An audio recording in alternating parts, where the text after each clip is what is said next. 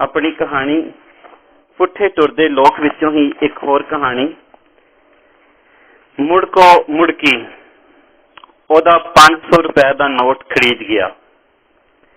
वो 500 खरीदिया है ऐ समझ के उन्हें इधर उधर हेठा उता सारा वेख्या, जिथे नहीं भी सी वेखना उथे भी वेख्या। ऐस उम्मीद ते भला जे इत्थे किधरे डिग पिया होवे ते लभ जावे, पर नोट नहीं लभा। एदा मतलब है नोट किसे फड़ लिया है। उन्हें सोचा, पर कौन हो सकता है? यह दूजी सोच सी। किधरे वो तो दोबारा नहीं सी आ गया। उन्हें शक पै गया। उस दिन हुम्स अंतां दा सी ते बिजली गई हुई सी।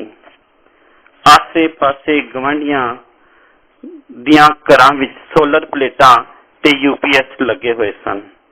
उन्हां नूं बिजली दे जावन दा कोई भी फर्क नहीं सी पिया। उन्हां दियां घरां विच पखे चलदे पे सन ते ओ हुसड़ विच तोई तोई पई करदी सी।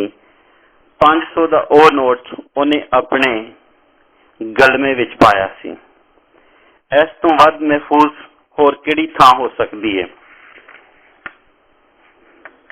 थकी हुट्टी बेसुध होई मंजी ते पई हुई कि बिजली आ गई। ओदे कोलों उठ के बूहा भी नहीं ढोया गया। ओदी अख लग गई ते ओ बेसुरत होके सौ गई।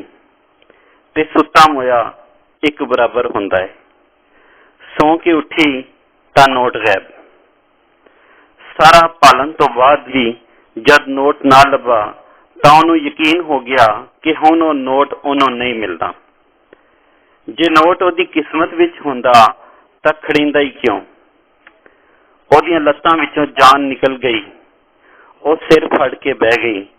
ओ परेशान, अफसुरदा ते दुखी बैठी सी कि ओदी गवांढन आ गई। की होया जी? आवन वाली ने ओदी मंदी ते परेशानी वाली हालत वेखदियां पुछया। उन्हें बेचारगी नाल ओदे वल वेख्या। तू तां लगदा है रोवन लगी है। मेरा 500 रुपया खरीद गया है।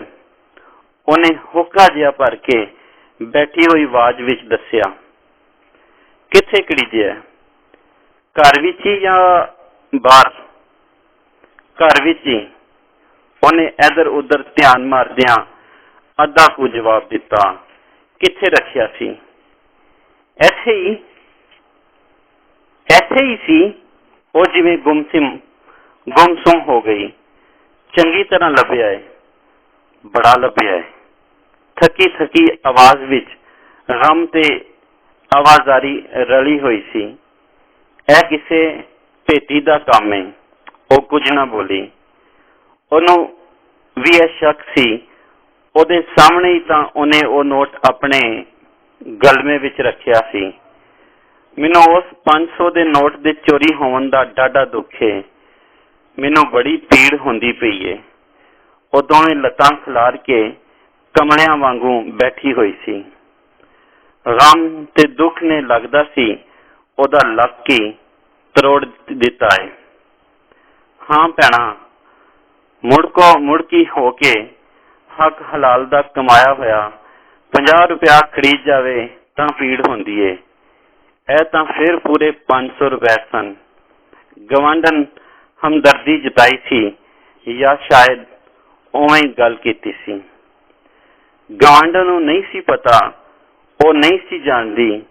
सिर्फ उन्होंने पता सी, सिर्फ वो जानदी सी कि वो 500 रुपया उन्हें अपनी बित तो वध भार चुक के ते वावा चिर चुक के बड़ा औखिया होके वाकई मुड़को मुड़की होके कमाया सी।